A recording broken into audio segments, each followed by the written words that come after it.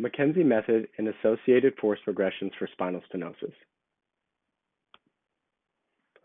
The McKenzie Method is all about establishing a directional preference, which means finding the direction which centralizes the patient's symptoms.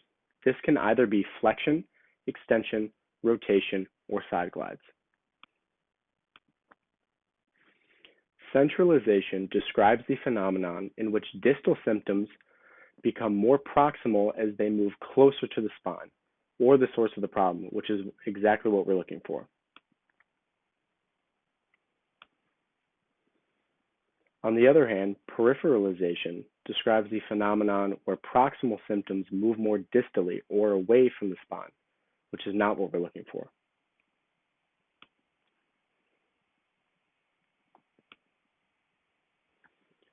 Spinal stenosis is a narrowing of the central spinal canal or foramen. Spinal stenosis patients respond well or centralized in flexion, typically. Flexion allows for increased space in the central canal and spinal foramen, freeing up entrapment of various anatomical structures. In terms of force progressions for flexion, force should only be progressed when symptoms remain unchanged or you hit a plateau in your treatment. Therapist force should not be introduced until patient-generated force is well investigated and well understood. Patient-generated force is preferred in order for the patient to be able to treat themselves.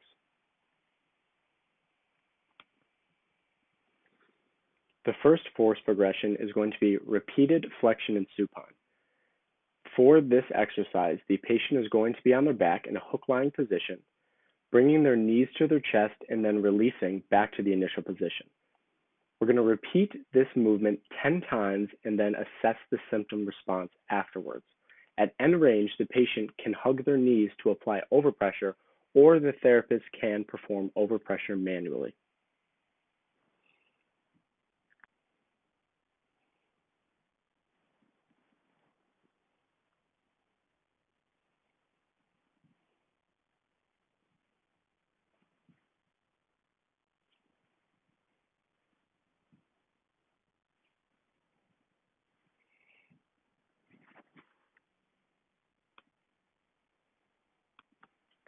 Our next force progression is going to be repeated flexion and sitting.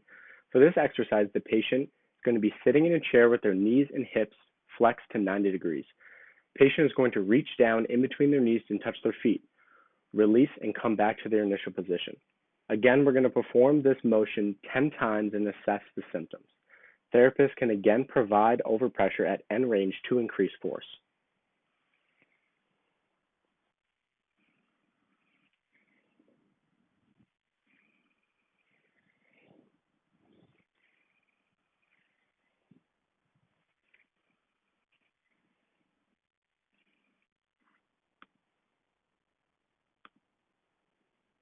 Our last force progression is going to be repeated flexion and standing.